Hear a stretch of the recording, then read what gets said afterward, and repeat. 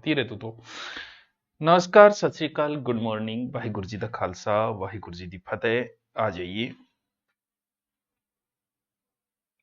हम्म, आ जाओ आ जाओ।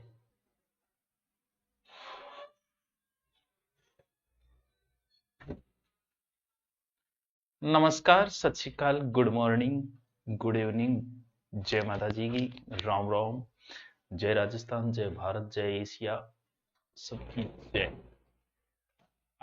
आन लाग रही हूँ, आन लाग रही हूँ। बस बस बस, यहाँ कौन करेगा, यहाँ कौन करेगा, बस बस बस बस, आई गयो। तो टावरो, अच्छा मैं और चला ली थी, थोड़ा सा बुरा ना मान जियो। यार मास्टर, एक तो तुम लेट आ, फिर वो ऊपर तेरा है नखरा। चलो, आज हम ज्योग्राफी को कर चुके हैं। ज्योग्राफी की पीडीएफ भी मैंने बच्चों डाल दी है टेलीग्राम पे, मास्टरों आप देख लेना। समय बहुत कम बचा है, मैं नहीं चाहता कि मेरी वजह से आपका समय बर्बाद हो, क्योंकि कल को फिर गाड़ियां दोगे क्यों? क्योंकि मान लो पेपर खराब गया तो वो फ्रस्ट्रेशन किस पे निकालोगे? हम पे ही तो निकालोगे, हमें पता है। तो फ्रस्ट्रेशन निकाल, मैं नहीं चाहता कि आप अपना फ्रस्ट्रेशन मेरे ऊपर निकालो। हम्म।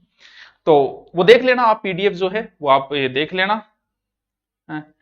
तो हम शुरू करते हैं। आज कल हम पर्यावरण करेंगे, वो रीट लेवल फेस्ट वालों के लिए है। ये रीट हिस्ट्री के कौन कौन से क्वेश्चन आए, इंडिया हिस्ट्री के। राजस्थान क्या यार, तुम रट चुके हो, कितनी बार रट चुके हो, बार बार क्या पढ़ना उसको। तो अब थोड़ा सा इंडिया वाला देख लेना। सिंधु घाटी सभ्यता, वैदिक सभ्यता, अगर आपने कोर्स ले रखा है तो उसे फास्ट स्पीड करके मेरे वाले देख लेना, सब ट्रिक बताई हुई है। मुगल काल है, जो भी है, गांधी है। तो सामाजिक अध्ययन हम शुरू करते हैं। और ये जिसके पास प्री ईयर वाली किताबड़ी है, पतली सी एक है तो अच्छी बात है, नहीं है तो कोई बात नहीं, पीडीएफ डाल देंगे, ठीक है। ये सिंधु घाटी के मैंने एक चीज देखी, सिंधु घाटी के प्रश्न बड़े खतरनाक पूछ रखे थे। यानी पीछे की एग्जाम में, जैसे ये रीट 2022 में आया, प्रश्न क्या है? प्रश्न ये कि फेंस के बारे में कौन से कथन पूर्ण सत्य है? फेंस की खदानें मेहरगढ़ में मिली, कौन सा कथन पूर्णतः सत्य है? ठीक है। फेंस प्राकृतिक तौर पर पाए जाते हैं, अच्छा। बालू या स्फटिक पत्थर के चूर्ण को गोंद में मिलाकर इनसे वस्तुएं बनाई जाती है, या फिर थोड़ी साइज छोटी करनी पड़ेगी। उसके बाद उन वस्तुओं पर एक चिकनी परत चढ़ाई जाती है। फेंस के मन के चूड़ियां, झुमके और छोटे बर्तन बनाए जाते हैं। यार क्या खतरनाक प्रश्न पूछा यार। ये एक अप्राकृतिक होता है, होती है अप्राकृतिक, प्राकृतिक नहीं है ये। इसका निर्माण शुरुआत ही मोहनजोदड़ो हड़प्पा वहां देखा गया था। और इसका निर्माण जो होता है बालू स्फटिक से होता है, ये भी लिख रखा है शायद, हाँ, निर्माण बालू और स्फटिक से होता है। पत्थरों को चूर्ण बिंग अंदर गोंद को मिला के फिर वस्तुएं बनाई जाती है। चमकदार मणिया है, लेप करी जाएंगे ऊपर। और शीशे का भी मिश्रण होता है इसके अंदर। तो इसे मन के झुमका गिरा बरेली के बाजार में, बर्तन और वो सारी चीजें इससे बनती है। तो दोस्तों, प्रश्न बहुत अच्छा है, और किसी अध्यापक जी ने करवाया है तो बहुत ही अच्छी बात है, आपने बहुत अच्छी जगह तैयारी की है, ये भी मान लो। एक मिनट की कह जाए। हाँ,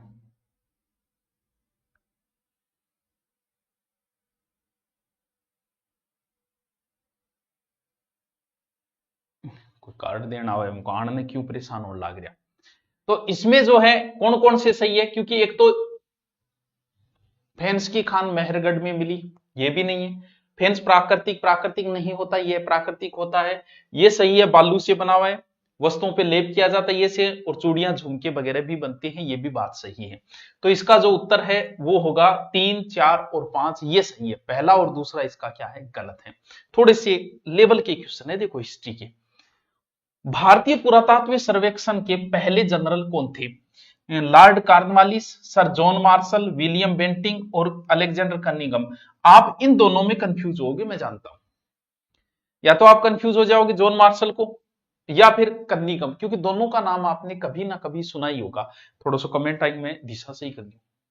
रीट की टेंशन हो रही है, क्या हम पास हो जाएंगे? अरे 60% ही लेना है तने, कि 100 लेके आना है यार। ये प्राकृतिक मंत्रालय पुरातात्विक अनुसंधान केंद्र है, रख रखाव की जिम्मेदारी है वो प्राकृतिक जो सांस्कृतिक स्मारक है उनकी है। इसकी स्थापना 1861 में हुई थी सबसे पहले। अच्छा, उत्तर सही। और इन्हीं को भारतीय पुरातत्व का जनक भी यही है, अलेक्जेंडर कनिंघम। ठीक है, ठीक है, ठीक है सर, ठीक है। अच्छा क्वेश्चन है, देखो लेवल का क्वेश्चन है। और आप देखो सिंधु घाटी के जितने प्रश्न पूछे ना सारे खतरनाक है। लोथल नामक हड़प्पाई स्थल कहाँ है, ये तो मुझे पता है, आप सब बता दोगे। भी लोथल का तो पता ही होगा। राखी गड्डी कहाँ है, लोथल कहाँ है, और मोहनजोदड़ो कहाँ है, और नहीं तो ये स्थान जरूर याद कर लो। 5-7 स्थान है, वैसे तो 2500 स्थान है सिंधु घाटी, लेकिन 5-7 आपको स्पेशल रूप से याद करनी है। क्लास रुक की नहीं यार, मेरी वाली तो चल रही है, हैं? बिल्कुल चल रही है, एक बच्चा ही रुक की बोल रहे है। तो लोथल गुजरात में यहीं से मिला था, वही लोथल है ये। चावल के अवशेष साबरमती और भोगवा नदियों के किनारे है, ये कौन सा लोथल, ये सागरमती और भोगवा। यहां पर एक बंदरगाह भी मिला था। मैन यहां से चावल के कहीं से मिले डॉकयार्ड, वो सिर्फ लोथल से ही मिले हैं। ठीक है सर, बी उत्तर है। ये तो कॉमन पर्सन है, ये गलत नहीं होगा। मैं जानता हूं बहुत कुछ तुम्हारे बारे में। 1947 में भारतीय पुरातात्विक सर्वेक्षण के तात्कालिक डायरेक्टर जनरल कौन थे, बोल लो। Alexander Cunningham, R C. Banerjee, John Marshall या R.E.M. व्हीलर। ये उत्तर कितने लोग सही दे पाते हैं, थोड़ा सा देखता हूं।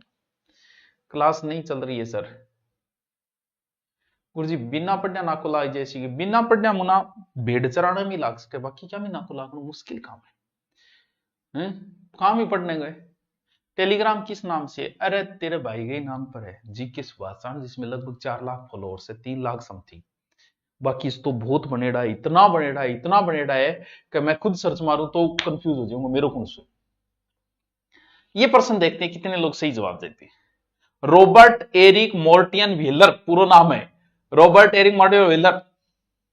ये ब्रिटिश थे। 1944 से 48 तक भारतीय पुरातात्विक सर्वेक्षण के डायरेक्टर रहे थे, डायरेक्टर जनरल के पद पे थे। अब यार कितना खतरनाक क्वेश्चन पूछा है, क्वेश्चन बड़ा अच्छा है।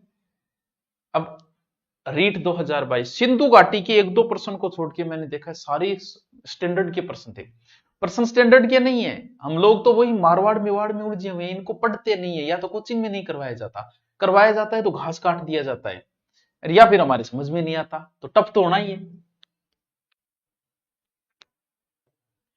निम्नलिखित सिंधु सरस्वती सभ्यता स्थलों में से कौन से पाकिस्तान में स्थित है। बंदा पूछ रहा है कौन से पाकिस्तान में स्थित है, नीचे फिर ऑप्शन दिए इसने।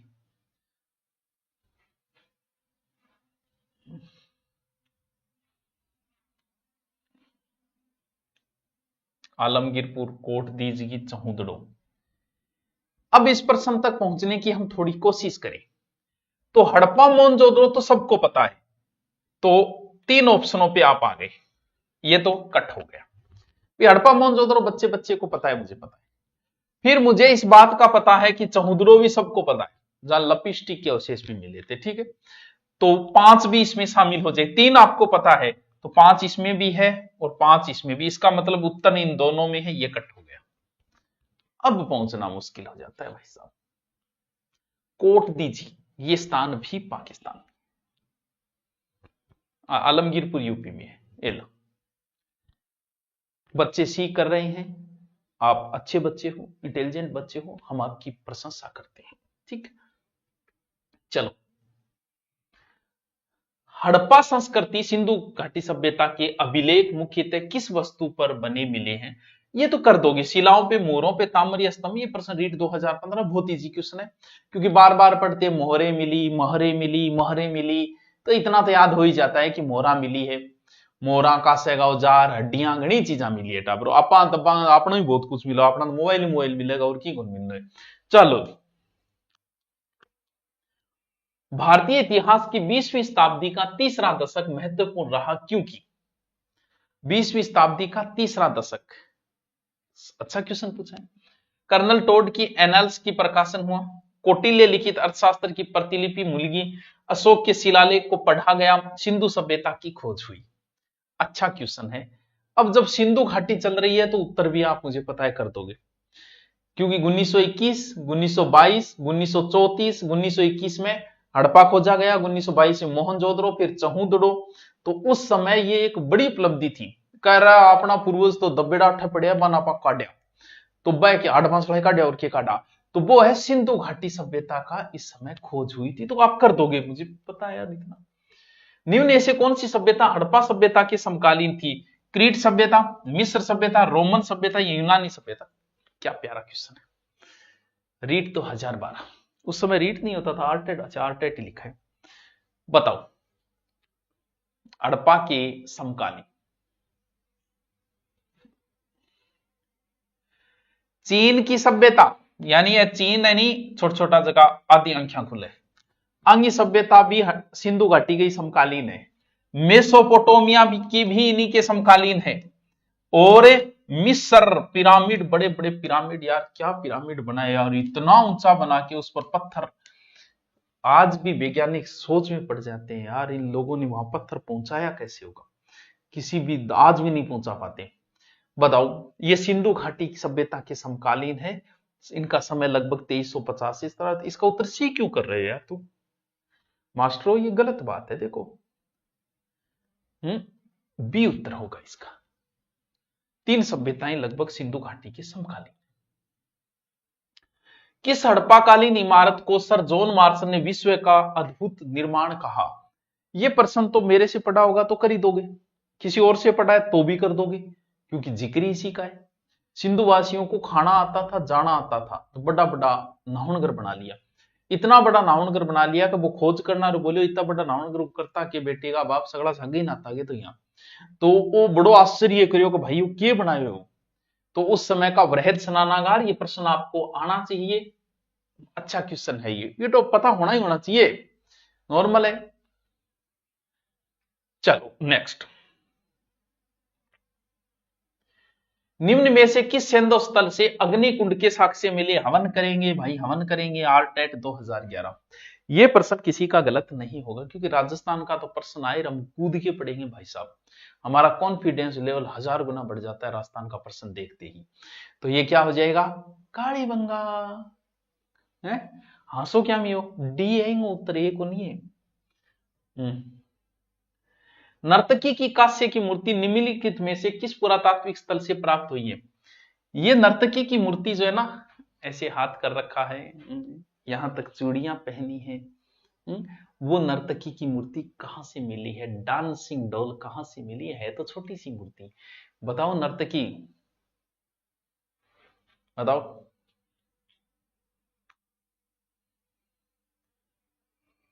लोथल, हड़प्पा, मोहनजो, आपने कालीबंगा तो मिलेडी को नहीं। बताओ इसका उत्तर बताओ। मैं कालो तो कौन दिख रही हो? नहीं थोड़ा थोड़ा दिखूंगे रे, एक तो जट कौन टिक एक जगह। अरे टाबरो, मोहनजोदड़ो में एक ट्रिक बताया। मोहनजोदड़ो मतलब मरतका टिल्लो, कोई मर गयो भी ले जाएगा, पूरी कहानी बताई ट्रिक द्वारा। तो इसका उत्तर है मोहनजोदड़ो। डांसिंग डॉल, 24 चूड़ियां, ले चूड़ी तक गिन रखी है बंदा, देखो कितना इंटेलिजेंट बंदा होगा, हैं? क्या बात है। थार गरारी कितनी पेर रखी है बात जरूरी को नहीं, अजरूरी है, क्योंकि नौकरी आ देगी। ठीक है, आ जाओ वैदिक सभ्यता कि वैदिक सभ्यता के कौन कौन से प्रश्न आए। सिंधु घाटी के जितने प्रश्न आए रीट में वो मैंने आपको सब करवा दिए। अब हम वैदिक सभ्यता की ओर प्रस्थान करते हैं। ऋग्वेदिक काल में विषय में कौन सा कथन सत्य है? अच्छा कौन सा कथन सत्य पूछ रहा है? वैदिक ऋग्वेद के काल में, ऋग्वेदिक काल, वैदिक काल दो पार्टों में बांटा गया है, ऋग्वेदिक काल, उत्तर वैदिक काल। सोम एक पौधा था, सोम मतलब पीले पीले वही, ठीक है, क्या वो एक पौधा था? ठीक है। ब्रह्म विष्णु महेश प्रमुख देवता थे। सूक्त का मतलब अच्छी तरह से बोला गया। उपनिषद व अरण्य ग्रंथ रचे गए थे। इंद्र युद्ध का प्रमुख देवता नहीं था। क्या क्या बातें पूछी यार, क्या क्या प्रश्न है। उत्तर बताओ कौन सी बात सही है?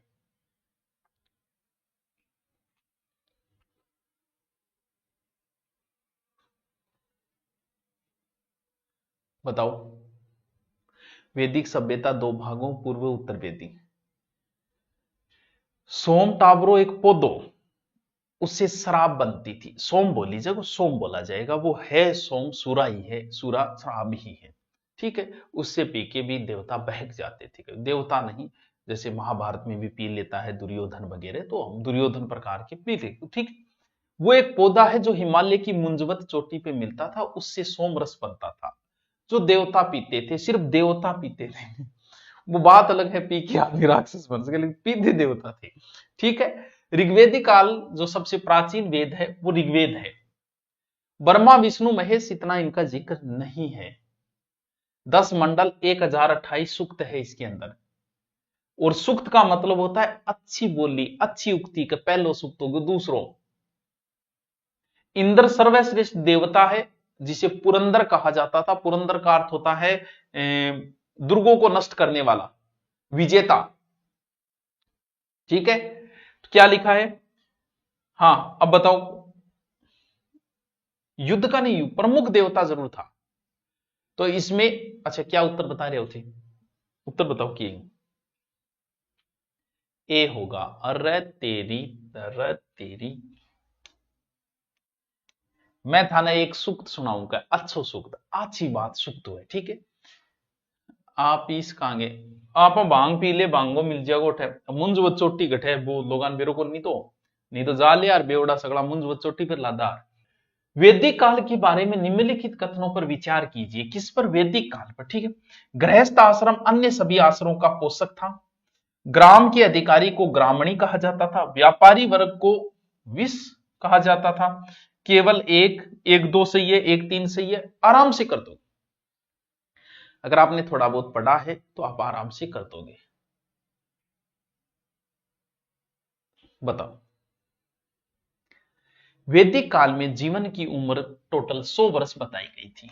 आज तो बेरो का निकट पटा को बोल दिया, आज 60 का हिसाब करना पड़ेगा, 20 20 100 के हिसाब से 25 25 25 चार आश्रम बताए। सबसे पहले ब्रह्मचारी आश्रम है, उसके बाद गृहस्थ आश्रम है, फिर वानप्रस्थ आश्रम है, फिर संन्यास आश्रम है। गृहस्थ आश्रम इज बेस्ट आश्रम बताया गया है। घर में रहो वो ही करने लाग रहे आप बेस्ट सगला ग्रस्त में बैठे। हाँ है, सत्ता की मूल इकाई जो है वैदिक काल में पितृस्थात्मक समाज हुआ करता था। और मुखिया हो तो गांव के अधिकारी ने ग्रामणी बोला जाता। तो इसमें व्यापारी को पणी बोला जाता था, विष नहीं बोला जाता था। विष जो है वो मुखिया ही होता था, गांव से ऊपर बढ़ता जाए कई जनों का विष हो जाता था। ठीक है, और वैदिक काल में व्यापारी को पणी बोला जाता था, विष नहीं बोला जाता। ये कुछ शब्द है जिनको हमें जरूरी है कि इन शब्दों को ये प्रयोग होता था उस समय। तो अब तो सर साइलेंट हार्ट अटैक आ, बिल्कुल साइलेंट आ मेरे गुंचाल है, सूत्या सूत्या ही रह जाए रात में। क्योंकि ये डोज कोरोना वैक्सीन की वजह से है। ये महिलाओं में भी आने लग गई। पहले महिला में कभी हार्ट अटैक नहीं आता, बूढ़े आदमी में हार्ट अटैक नहीं आता, बच्चे में नहीं आता, नए चांसेज है 5-1%। अब तो ना बूढ़ो रहे हो ना कोई जवान रहे हो, किंग कद पटाखो बोल दिया पेरो को नहीं। तो बताओ क्या उत्तर होगा? पुराना वीडियो देखो, हिंदी घनी कराई रे यार, हाँ हिंदी घनी कराई डी मुना, पुराना वीडियो देखो। तो उत्तर क्या हो जाएगा इसका? आराम से कर दोगे। 1 नंबर बात सही है, 2 नंबर बात सही है, 3 नंबर बात गलत है, 1 व 2 सही है। अच्छे क्वेश्चन है, बहुत प्यारा क्वेश्चन। रावी नदी, रावी या इस नदी के किनारे दासराग्य युद्ध लड़ा गया था। आर्यों का स्थान लगभग यहीं के सब नदियां हैं इनके आसपास था। सभी नदियों के नाम थे, विपाशा है, वरुण सी भी है, दोस्तवती है, सरस्वती है, सारे नदियां का जिक्र है। तो आप बताओ कि रावी नदी, ये बहुत इजी प्रश्न है, बहुत इजी पूछा है। और कोई नदी को पूछ ले तो समस्या दें। बताओ उत्तर बताओ इसका। इसका उत्तर गलत नहीं होना चाहिए, बहुत इजी है, बहुत ही आसान है। उत्तर बताओ, बताओ याद है क्या तुमको? राविया, राविया, रावी बनी रविंदर, रावी या परूसनी नदी, इसी नदी के किनारे युद्ध हुआ था, दासराग युद्ध। ठीक है, ठीक है गुरु जी, ठीक है, उत्तर कर दिए थे, मनबे रहे थे, होशियार हो यार थे, तब थोड़ी हो। उत्तर वैदिक काल में आर्य संस्कृति का केंद्र स्थल था। कब? उत्तर वैदिक में, बाद में। पहले तो आर्य कहां थे? इस नदी के आसपास, शुरुआत में इधर से आएंगे सिंधु नदी, उत्तर वेद में आगे बढ़ गए वो तो सप्त सिंधु प्रदेश, गंगा यमुना, दक्कन या मगध। अच्छा क्वेश्चन पूछा यार बंदे, उत्तर वैदिक पूछ रहा है बच्चों, ध्यान रखना, वैदिक नहीं पूछ रहा है, उत्तर वैदिक पूछ रहा है। अंतिम समय में तो शुरुआत में आएंगे तो यहां बसे, अंतिम समय में आगे बढ़ते गए, जो 1000 से 600 ईसा पूर्व का अंतिम समय। इसका उत्तर बताओ, लगभग तो गलत कर देगा मन बेरो, हम जानते हैं। अरे हो जाएगा पेपर, तू टेंशन ना ले, कोई टेंशन ना ले, मस्ती में पेपर दे गया हो। 60% लेना है यार। सीईटी में देखो थे लगभग पास हो गया, सबने पास कर दिया। सौर्य बेंच की क्लास अब शुरू करेंगे रीट के बाद या अभी शुरू करेंगे, सोमवार से शुरू करेंगे या तो टावरो इसका उत्तर सेप्त संदो प्रदेश तो पहले था, ऋग्वेदिक में था, उत्तर वैदिक में थोड़ा आगे चले गए, गंगा नदी तक चले गए थे यार ये। तो इसका उत्तर बी है, ए नहीं है, हैं? ठीक है। कौन सा कथन असत्य है? ऐसे लाइन खींच दिया करो, जब भी ऐसे प्रश्न निकालो लाइन खींच दिया करो कि असत्य कथन कौन सा है। वैदिक युगीन समाज में संस्कारों का ह्रास हो गया था, वैदिक युग में। वसुधैव कुटुंब की भावना वैदिक संस्कृति की देन है। रामायण महाभारत की अपेक्षा लघु ग्रंथ है। भारतीय समाज में बड़े बड़े बुजुर्गों को परिवार का मुखिया माना जाता था। ये प्रश्न किस हिसाब से पूछा है बंदे ने, नीचे ऑप्शन तो नहीं है ना, नहीं है। असत्य कथन इसके अंदर आपसे पूछा गया है। अरे अपना जका वर्तमान का संस्कार टाबरो वैदिक काल का ही तो संस्कार है, वैदिक संस्कृति तो है। वसुधैव कुटुंब की भावना जो है वो वैदिक संस्कृति ही की ही देन है। ये कथन एकदम सत्य है, गलत नहीं है ये तो एकदम शानो कर है। महाभारत बड़ा ग्रंथ है यार, रामायण बहुत छोटा है। बहुत से लोगों की तो महाभारत समझ में ही नहीं आती है कि भाई वो कर्ण है कि का नहीं, बोल कर्ण टाबर तो कुंती है, बोल लड़ाई घटे लड़ाई सामने मांगे, तो कहीं आई को नहीं कहानी समझाए। महाभारत का नाम है जय संहिता। रामायण बहुत छोटा ग्रंथ है महाभारत की अपेक्षा। तो ये जो बात है ना कि संस्कार हार्स हो गया, अरे अपना संस्कार आया ही वैदिक सभ्यता में, हार्स कठू हो जाएगा, तो ये बात गलत है, असत्य है। बाकी सारी बातें सत्य है। गीता है वेद, स्वतंत्र महाकाव्य, रामायण का एक भाग, महाभारत। क्या बात है। ये प्रश्न देखो कितना अच्छा प्रश्न पूछा है बंदे ने। गीता क्या है बताओ, बताओ गीता क्या है? एक लड़की, बताओ। गीता में टोटल 18 अध्याय है, लगभग 700 श्लोक है।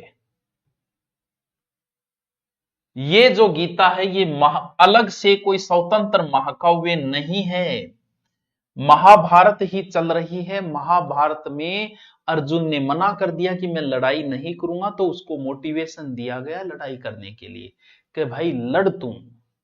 लड़ाई के लिए वो जो बातें कही गई, वो जो मोटिवेशन उसको दिया गया, वो इतना दिव्य ज्ञान था कि हमने सोचा कि यार इतने पढ़पच्चे में क्यों पढ़े, हम सिर्फ वो दिव्य ज्ञान ही ले लेते हैं। इसीलिए हमने महाभारत के बीच में से उस दिव्य ज्ञान को, जो लगभग 40 मिनट का था, उस दिव्य ज्ञान को हमने बाहर निकाल लिया।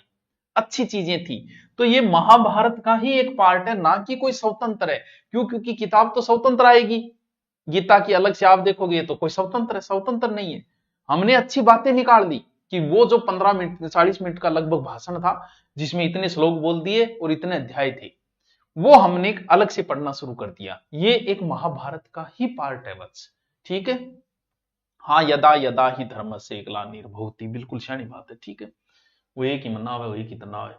भारतीय दर्शन की 6 पद्धति, 6 ऐसे लिखा जाता है, 6 पद्धति में कौन शामिल नहीं है? षड दर्शन। बहुत अच्छा क्वेश्चन है, बहुत ही अच्छा। सत्यार्थ प्रकाश, वैश्विक, उपनिषद और महाभारत। तुक्को मार के सही करते होगा, ऑप्शन बढ़िया बनती है। बताओ।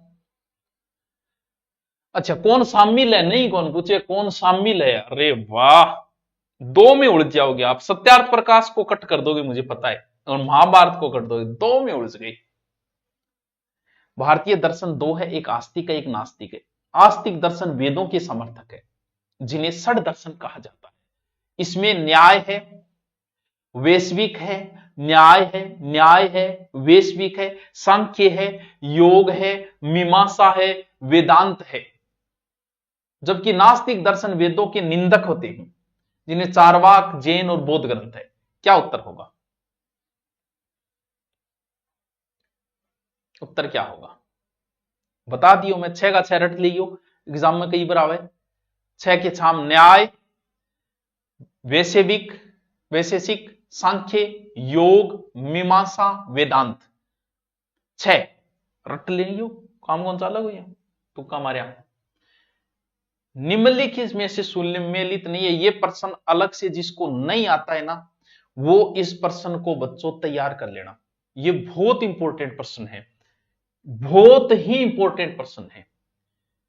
ऋग्वेद के ब्राह्मण ग्रंथ कौन से हैं जो इनको इजी कर दिया? ब्राह्मणों का काम था किसी टफ काम को इजी करना, तो बंदा पूछ रहा है कि इनके ब्राह्मण ग्रंथ कौन थे और इनसे प्रश्न आए तो गोड़ है सबके।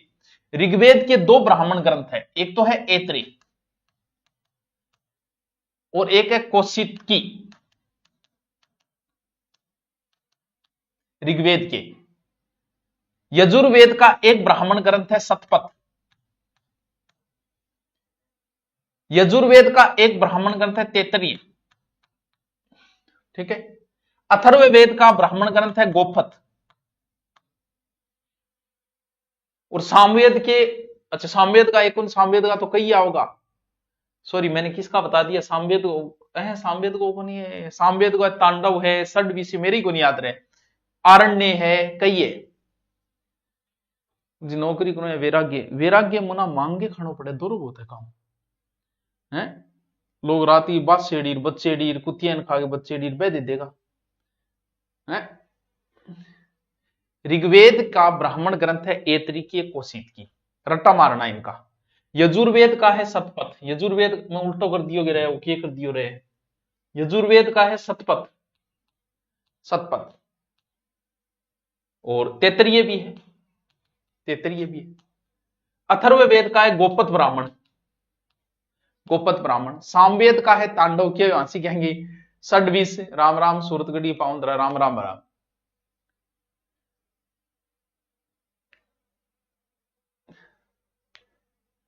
तो ऊपर वाले का उत्तर क्या होगा? ये तो हो गया, ठीक है। और ये भी है सामवेद का है, यजुर्वेद का सतवेद, अथर्ववेद का गोपद।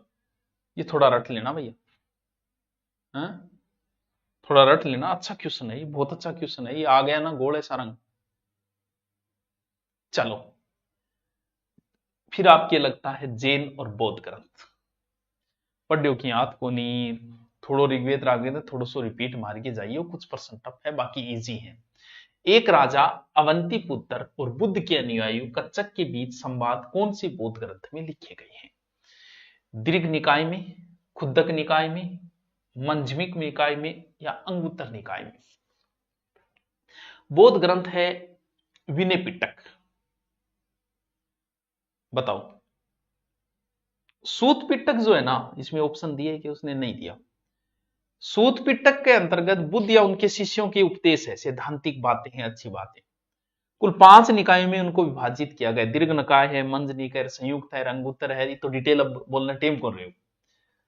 तो राजा अवंतिक पुत्र जो है वो गौतम बुद्ध के ही अनुयायी थे। और कच्चक के बीच संवाद जो लिखे गए हैं वो किस ग्रंथ में लिखे गए हैं? आप बताओ, क्या उत्तर बता रहे हो? अरे वाह यार, आप बहुत इंटेलिजेंट हो यार, ये प्रश्न अच्छा प्रश्न किए यार आपने। मंजिम निकाय, प्रश्न भी बड़ा खतरनाक पूछा है, रीट 2022 में। उत्तर है मंजिम निकाय, क्या? सी।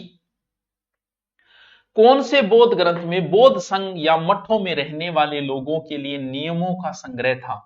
विनय पिटक, सूत पिटक, जातक या अभिधम पिटक? कौन से बौद्ध ग्रंथ में बौद्ध संघों मठों में रहने वाले लोगों के लिए नियम थे? बताओ। विनय पिटक कौन सा, सॉरी विनय पिटक के, इसके अंदर क्या है, भिक्षुओं और भिक्षुणियों के व्यवहारिक या अनुशासनात्मक मानक चीजें थी इसके अंदर। सूत पिटक, इसमें धम्म की मुख्य शिक्षाएं थी धर्म की, जैसे दीर्घमंचिका, संयुक्त, अंगुत्तर। अभिनय पिटक, इसमें भिक्षुओं की शिक्षाओं और विद्वत्तापूर्ण कार्य थी। जातक कथाएं कौन सी थी? बुद्ध के पूर्व जन्म की कथाएं जो है वो जातक कहलाती है। तो इसका उत्तर क्या हो जाएगा? विनय पिटक। अच्छा क्वेश्चन है यार, अच्छा क्वेश्चन है।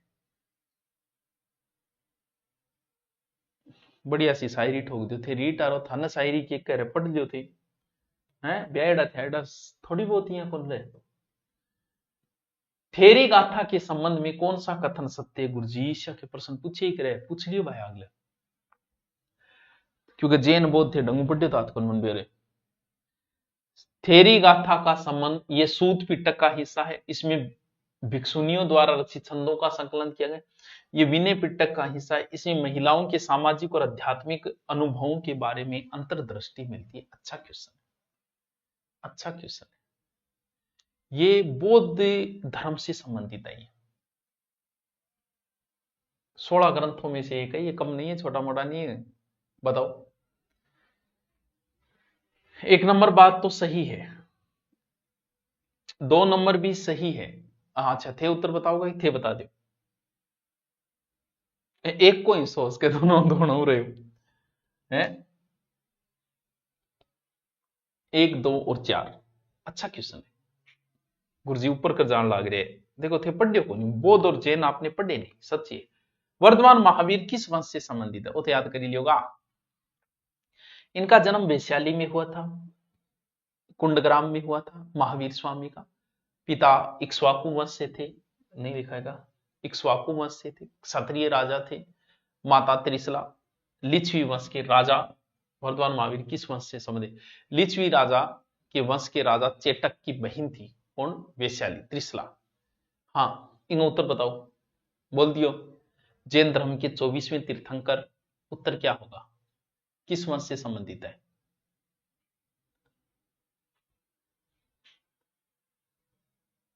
अरे वाह, ये तो कर दोगे, ये तो ऊपरी बातें हैं। लिच्छवी। वर्तमान रूप में उपलब्ध भगवान महावीर एवं उनके अनुयायियों की शिक्षाएं लगभग 1500 वर्ष पूर्व गुजरात के किस स्थान पे लिखी गई थी। ठीक क्वेश्चन है। वल्लभी, लोथल, रंगपुर या भरूच, कहां लिखी गई। महावीर उनके शिष्यों की मौखिक बातें तो प्रसारित हुई लेकिन कहां लिखी मिली है। बहुत 1500 वर्ष पहले की लिखी गई है। आज तक कॉन्वेट आपका नोट्स मिला, अगले दिन ढूंढिए अपना। तो ये उत्तर सही कर रहे हैं बहुत सारे बच्चे, बड़े इंटेलिजेंट बच्चे हो यार तुम तो। कहा, वल्लभी, ठीक है। संघ के पुरुषों और स्त्रियों के रहने की अलग अलग व्यवस्था थी, यह हमें किस त्रिपिटक में पता चलता है। ओहो बताओ भाई, नाक नाक रहनारी। अभिनय पिटक से या सूत पिटक से या विनय पिटक से या इनमें से कोई नहीं। हाँ बताओ। विनय पिटक जो है वो प्रथम बौद्ध संगीति के समय गौतम बुद्ध के शिष्य उपाली द्वारा लिखा गया था। इंगमा बौद्ध धर्म में शामिल होने वालों को नियम कानून सब था, पुरुष और स्त्रियों के लिए अलग से व्यवस्थाएं थी। बताना उत्तर। ये उत्तर बताने वाले बच्चे ने अच्छे अध्ययन कर रखा है, पता नहीं कहां से पढ़ रखा है इतना डिटेल। किसमें है, विनय पिटक में, विनय पिटक में, विनय पिटक में। कनिष्क का राजकवि चुने जिसने बुद्ध की जीवनी बुद्ध चरित्र की रचना की थी। अश्वघोष, सोदरानंद, शूद्रक या हर्षवर्धन। गुरुजी अभी तो मैं टेस्ट ही करवा रहा हूं, आपका एग्जाम है, कोई मैटर नहीं छेड़ूंगा, फिर मैन के लिए शुरू करेंगे दोबारा। अभी सिर्फ हम पढ़ रहे हैं, आपका अध्ययन कराऊं मैं स्पीड, और फिर जितना हुआ उतना ठीक है, फिर आपको पीडीएफ मिल जाएगी तुरंत, पीडीएफ ये लो। बताओ। अश्वघोष जो है वो कुणान वंश के शासक कनिष्क का राजकवि था, ठीक है। ये बौद्ध महाकवि और दार्शनिक भी था अश्वघोष। बौद्ध धर्म की चतुर्थ संगति के समय उपाध्यक्ष पद पर यह नियुक्त हुआ था। गौतम जिद्द की बुद्ध चरित्र इसी ने लिखा गया है। तो बुद्ध चरित्र सबको पता है यार, अश्वघोष, बुद्ध चरित्र अश्वघोष, किसको नहीं पता है, सब दुनिया को पता है। महावीर स्वामी के बारे में कथनों पर विचार कीजिए, करो विचार। उनका जन्म लुम्बिनी में हुआ, क्या यह बात सही है। उनके बचपन का नाम वर्धमान था, क्या यह बात सही है। उनकी माता का नाम महामाया था, क्या यह बात सही है। वे जैन धर्म के प्रथम तीर्थंकर थे, क्या यह बात सही है। बताओ। एक बात तो था नावे, चलो 4 और तो मन बेरे था नावे, और काटो।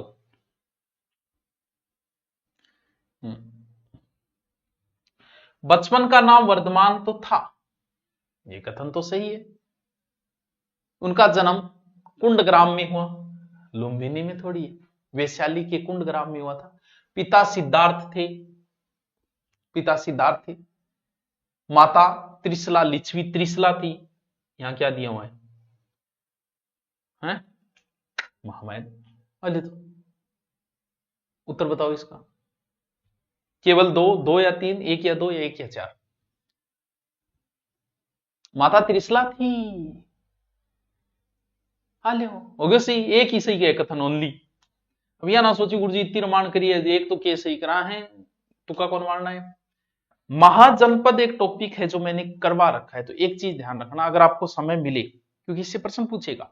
मैंने महाजनपदों की एक ट्रिक बना रखी है, वीडियो सर्च मारना महाजनपद सुभाषचंद्र, ठीक है। तो ट्रिक बना रखी है, वो एक बार देख के चले जाना, 10 मिनट का ही वीडियो है, ताकि आपका महाजनपद का प्रश्न गलत ना हो। 16 महाजनपदों में मगध प्रथम क्यों था? खेती अच्छी थी, या लोहे की खादान थी, या जंगली हाथी उपलब्ध थे, या ये सभी? मगध सबसे शक्तिशाली था, कारण यह था कि उसकी भौगोलिक स्थिति बहुत अच्छी थी। कोई चीज शक्तिशाली सिर्फ एक वजह से नहीं हो सकता, तो यहां अगर आप तुक्का भी मारते तो ये उत्तर आपका सही निकल के जाता। तो उत्तर क्या हो जाएगा, डी। कौन सी नदियों के मगध के यातायात, जल वितरण एवं जमीन को उपजाऊ बनाने महत्वपूर्ण योगदान था? गोदावरी, तुंगभद्रा, गंगा, सोन, चंबल, माही या कृष्णा, कावेरी? तो आपको यह ध्यान होना चाहिए मगध किन दो नदियों के संगम वहां है, बताओ। मगध का कुछ हिस्सा तो जंगली बने हुए, ठीक है। हाथी बहुत थे मगध के पास, हाथियों की वजह से भी ये शक्तिशाली था, हाथियों को जंगल था, हाथी पकड़ लेते थे। हाँ, उत्तर बताओ। उत्तर बता रहे हैं बच्चे, हैं? ठीक है, बी उत्तर हो जाए, गंगा और सोन। कौन सा एक युगम सही सुमेलित है? महाजनपद और नगर, गंधार, अंग, अवंती, कंबोज। कौन सा एक सही है, बताओ। गांधार मथुरा का क्या लेना है देना यार, अंग और उज्जैन का क्या लेना, अवंती सोतवंती क्या लेना देना, भोड़ो बताओ, इसका उत्तर बताओ। मगध के 16 महाजनपद की राजधानी का मैंने ट्रिक बना रखा है यूट्यूब पे, प्लीज देख के चले जाना, इससे प्रश्न आता ही आता है।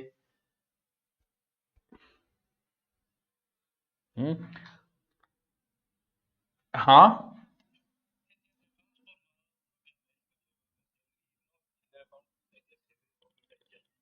ना बिम, बिम तो कोई तो फर्क कौन पड़ेगी। हाँ चलो देख लें, ठीक। सूरसेन जनपद, इसकी राजधानी बोलो। गांधार की राजधानी तक्षशिला थी, अंग की चंपा थी, सबके ट्रिक बता रखे हैं मैंने। अवंती की उज्जैन थी, कंबोज की हाटक या राजपुर थी, सूरसेन की मथुरा थी। सह बताई दी है मेरी सारी। सूरसेन एक ट्रिक दोबारा देख के चले जाना, महाजनपद का सिर्फ राजधानी का ही प्रश्न आता है और राजधानी का पूरा ट्रिक है वो। तो उत्तर क्या हो जाए, सूरसेन भगवान कृष्ण वाला। मथुरा है इंद्रप्रस्थ, दिल्ली इंद्रप्रस्थ, मारे तुक्को बैठो। किस स्रोत में प्राचीन भारत के 16 महाजनपदों का उल्लेख है? तो ये लाइन सबसे पहले आपको लिखे मिलेगी कि बौद्ध ग्रंथ अंगुत्तर निकाय में 16 राज्यों का जिक्र है, 16 महाजनपदों का जिक्र है, ठीक है। निम्नलिखित महाजनपद चंपा किसकी राजधानी थी? तो ये बिल्कुल हमने उस समय ट्रिक भी बताया था कि अंग क्या था, चंपा का, तो चंपा का अंग, तो अंग जो है चंपा की राजधानी थी, ठीक है।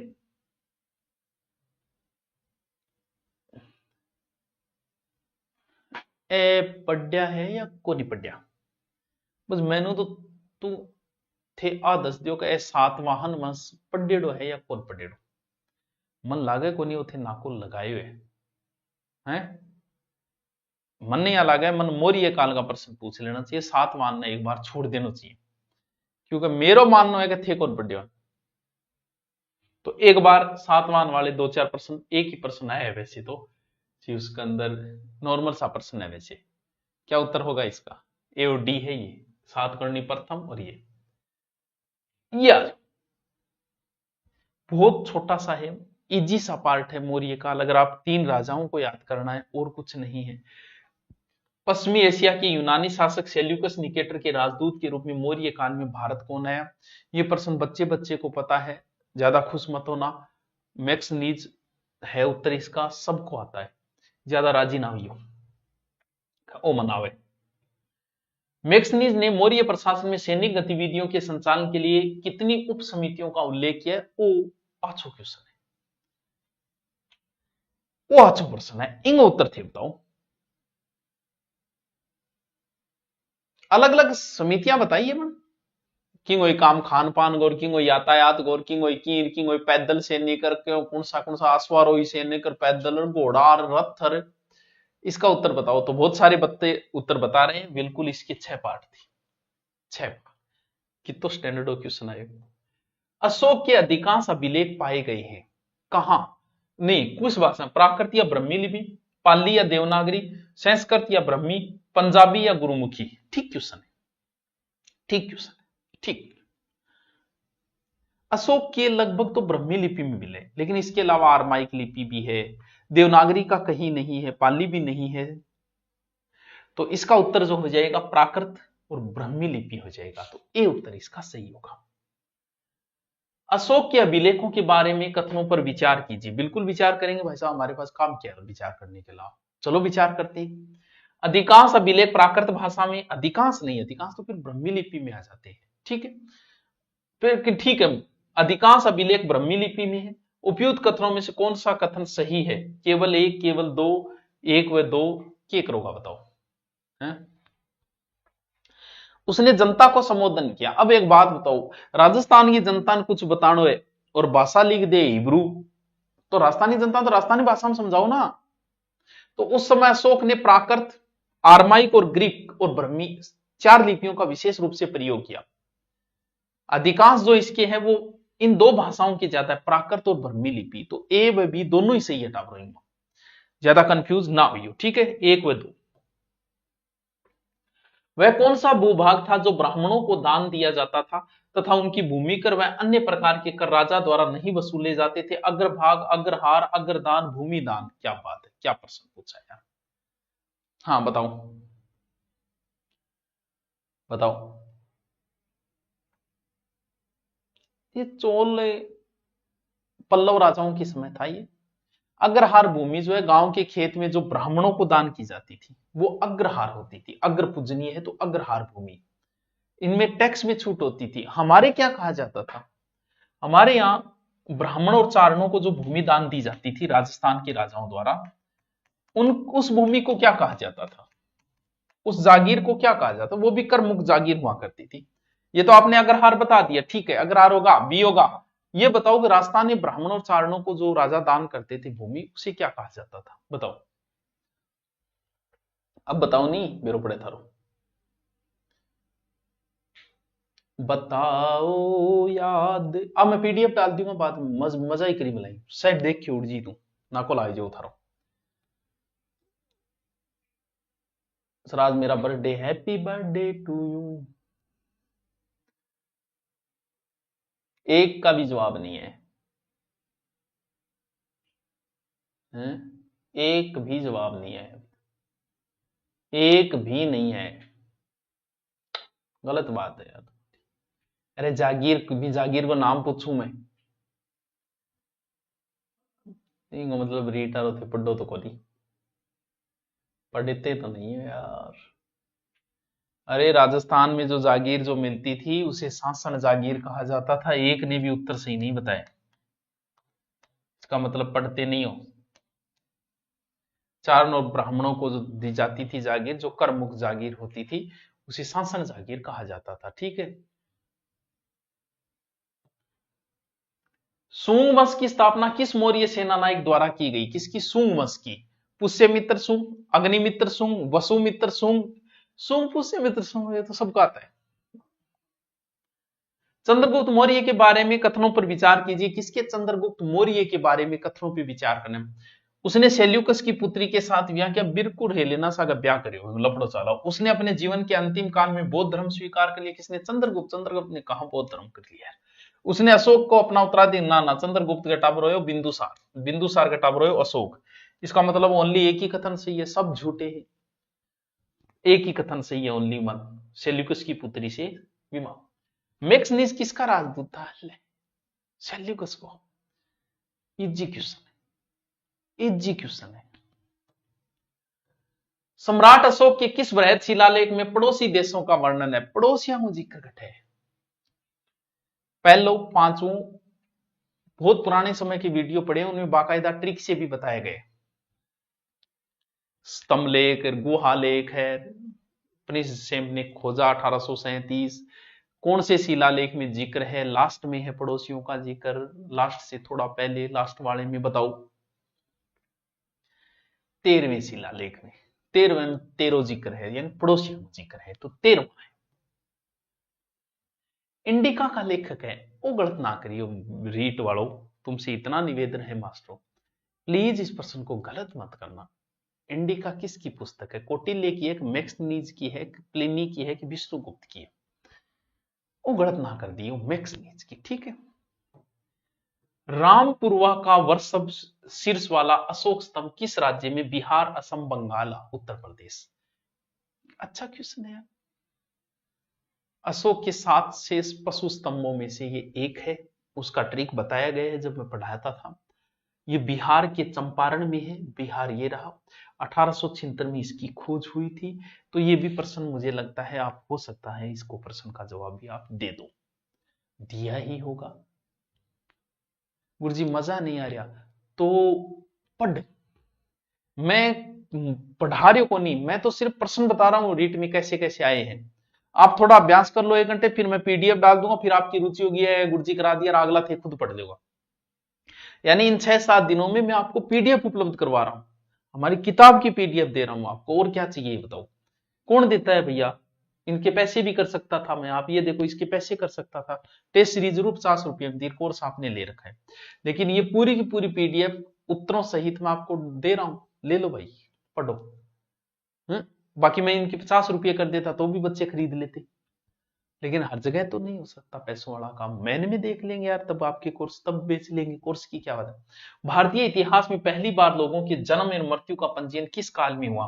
ये मुझे लगता है आप कर दोगे इस प्रश्न को, क्योंकि जनगणना का उल्लेख किस काल से प्रारंभ हुआ था? मौर्य काल से प्रारंभ हुआ था, तो उत्तर हो जाएगा मौर्य।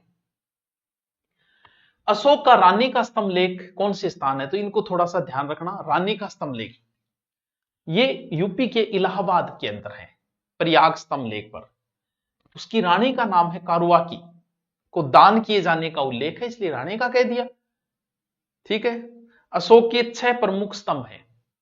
कौशांबी इलाहाबाद में है, टोपरा मेरठ, लोरिया नंदनगढ़, रामपुरवा, ये टोटल 7 है। दो जगह से मिले, बाकी एक दिल्ली टोपरा है। उसका ट्रिक भी बताया गया उस समय, तो थोड़ा सा देख लेना।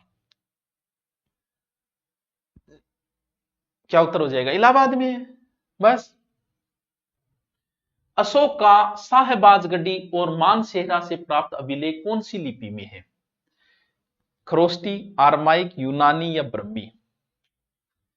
अशोक की 4 लिपियां हैं, बर्मी, खरोष्टी, ग्रीक, आरमाई, बर्मी, खरोष्टी, ग्रीक, आरमाई, बर्मी, खरोष्टी, ग्रीक, आरमाई, बर्मी, खरोष्टी, ग्रीक। अधिकांश उसके ब्रह्मी लिपि में ही है, लेकिन ये एक जो है उल्टा है, इसलिए पूछ लिया। ये खरोष्टी लिपि में जो गदिया का होटा जिसी हो, खर माने के वह गदो है, गदा का होटा से, अब गदा का होट क्या कहते हैं देख लियो। खरोष्टी लिपि ए। अब बताओ, ई बताओ। तो मौर्य, फिर आपके सीधा मौर्य के बाद मुगल लगता है, फिर गांधी लगते हैं, हिस्ट्री में इतने ही लगते हैं। तो मैंने आधे आपको करवा दिया, अब आपके पास समय ज्यादा बचा नहीं है। पूरी की पूरी मैं पीडीएफ टेलीग्राम पे डाल दूंगा, जो नहीं है वो टेलीग्राम को फॉलो कर लेना भाई। उत्तर सही डाल दूंगा, तो एक बार आप उनको बैठे बैठे जब समय हो तो एक बार पढ़ लेना उनको, ठीक है। पढ़ के चले जाना उनको। किताब जो खरीद के ले आए वो तो ठीक है, बहुत सारे लेके भी नहीं आए होंगे, नहीं लेके आए तो कोई बात नहीं भाई, हमारी जिम्मेवारी यकीन की थाने जाता जाता मैं पढ़ावा, ताकि आप बहुत कुछ सीख जाओगे। तो आप पढ़ लेना, बाद में डाल दूंगा पीडीएफ। कल वाली ज्योग्राफी वाली पूरी डाल दी है मैंने, आप टेलीग्राम में जाके देखो, बाकायदा लिखा हुआ है, डाल दी मैंने। हिस्ट्री वाली भी डाल देंगे। कल पर्यावरण अध्ययन पढ़ेंगे, थोड़ा पर्यावरण अध्ययन का। और ये शैक्षिक परिदृश्य जो बैच है वो जो लेना चाहे रीट के बाद शुरू होगा। इसमें जो 80 नंबर और 50 नंबर का मैटर है वो पूरा मैटर मैं ही करवाऊंगा, इसीलिए बैच है। तो वो तो धुरीना पे जाके आप सीधा सर्च मार देना गुरुजी बैच, इसमें क्या क्या चीजें वो टेलीग्राम पे बता देंगे।